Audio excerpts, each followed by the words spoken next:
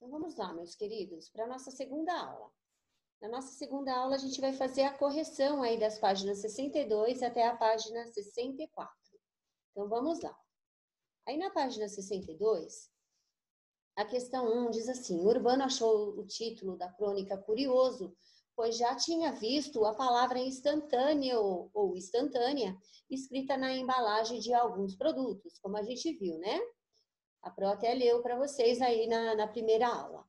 Agora, o que vocês deveriam fazer? Escrever a seguir o significado que você imagina que a palavra instantâneo ela seja, né?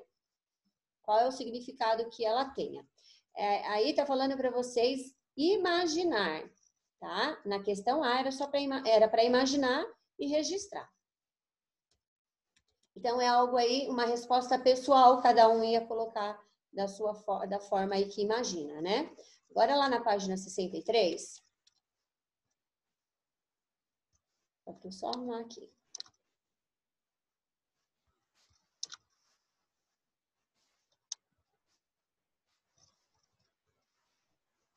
Aqui na página 63, vamos lá, ó. Tem a questão B, né? Apesar de também ter uma ideia do significado dessa palavra, o Urbano resolveu consultar um dicionário para confirmá-lo. Faça como ele e verifique se o que você escreveu no item A está correto. Depois escreva o significado dessa palavra que mais se aproxime ao contexto do título da crônica que você leu. Então, o que significa instantâneo? Que se dá rapidamente, imediato, né? Se você colocou isso, está correto. Ou que dá rapidamente, se dá rapidamente, de imediato, que dura um instante apenas, né? Que passa num curto período de tempo, tá? Que é momentâneo. Mas aí, o interessante é registrar dessa forma, que se dá rapidamente, imediato, tá? Agora, na questão C, que diz assim, de acordo com o significado da palavra, por que o texto de José Roberto Toreiro pode ser considerado uma crônica instantânea? Porque lembra que quando a Pro leu que a história lá, logo no começo, diz assim, que ele estava, ao mesmo tempo que ele estava assistindo o jogo, ele estava escrevendo, né? Ó, porque foi escrito de acordo com o que o autor via, ou seja, ele escreveu o texto enquanto acompanhava a partida de futebol. Então, ele via e já escrevia, tá bom? Urbano achou engraçado o fato de o cronista ter mudado de torcida algumas vezes.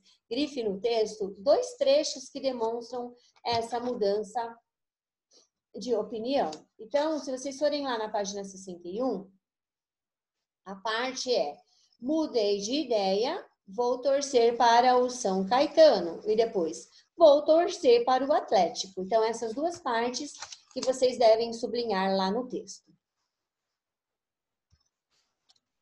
Agora, a questão número 3 diz assim.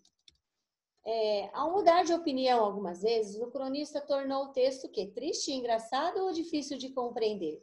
Tornou engraçado, né, gente? Isso mesmo. Agora, a questão 4. Urbano notou que os nomes dados a alguns jogadores são divertidos, pois tais palavras geralmente não são usadas para dar nomes às pessoas. Observe alguns desses casos destacados nos trechos a seguir e indique o que elas costumam significar. Se precisar, consulte um dicionário. Então, aí na questão A palavrinha era furacão. Então, furacão significa ciclone com ventos fortíssimos, comuns na América Central, na Flórida, no Pacífico e no Atlântico Norte. Agora, B, a palavra esquerdinha, ela refere-se à esquerda, né? Então, pode ser que esse tenha sido um apelido dado ao jogador, porque ele é canhoto, né? Então, característica que pode ser comprovada no trecho apresentado nesta atividade, já que ele chuta com o pé esquerdo. Então, a pessoa canhota, esquerdinha, né? Esquerda é porque faz, ou escreve com a mão esquerda, chuta com a mão esquerda, né? Com o pé esquerdo. Então, é isso. Questão 5. Azulão é como o time do São Caetano é conhecido no meio futebolístico. O que o cronista quis dizer com a seguinte passagem do texto? Penso que amanhã seria um momento perfeito de tentar comprar algum jogador do São Caetano. Então, se o time perde, quando o time perde, né, os jogadores jogam mal, eles acabam perdendo o prestígio. Então, aí fica fácil de ser contratado aí, né, de ser comprado por outro time, né? Penso que amanhã seria um momento perfeito de tentar comprar algum jogador do São Caetano.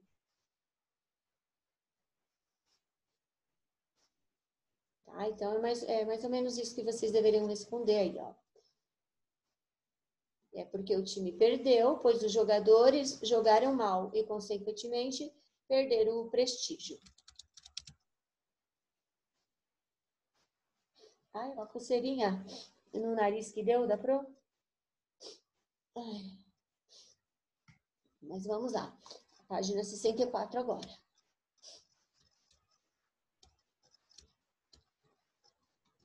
Vou arrumar aqui.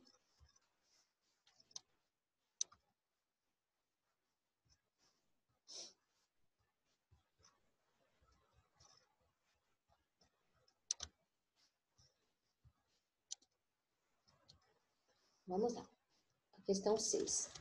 Urbano percebeu algumas diferenças entre a crônica de José Roberto Toreiro e minha primeira epidemia, lida na escola.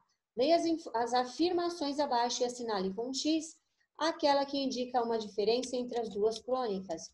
Então, é a segunda, né, onde diz: na crônica Minha Primeira Epidemia, há diálogos entre os personagens. Na crônica instantânea, há somente a parte do narrador. Tá? Então, a alternativa correta é essa segunda. Já na 7, ao torcer por um time, é comum o torcedor usar algumas interjeições enquanto assiste à partida de futebol. Leia as frases a seguir e indique a interjeição abaixo que poderia ser empregada pelo narrador da crônica em cada caso. Então, vamos lá. De repente, Adãozinho chuta forte e a bola passa perto. O gol acabou. Alex Mineiro é o herói do campeonato. Oba! Tá bom? A questão 8. Otávio encontrou na crônica instantânea algumas palavras escritas com NS. Copie-as e separe as sílabas para descobrir em quais delas essas consoantes ficam juntas na sílaba. Então, vamos lá, ó. Então, a palavra instantânea, paranaense, penso e homens. Somente nas palavras instantâneas e homens, as consoantes NS ficam juntas na sílaba. Em paranaense e penso, essas consoantes ficam em sílabas diferentes. Tá, gente? Então, se caso errou, vai apagar, vai arrumar, não vai deixar errado. Se acertou, parabéns, já coloca certinho. Também não, sinaliza aí que foi corrigido, até para vocês se organizarem, né? Tá bom? Então é isso, meus lindos. A nossa correção era aí, até aí, a página 64. E não deixem de corrigir, tá bom? Se errou, arruma. Se acertou, já coloca certinho, tá bom? Então tá, e a gente fica por aqui hoje, tá? Um super beijo, fiquem com Deus. Um ótimo descanso para vocês, um ótimo final de semana e até a semana que vem.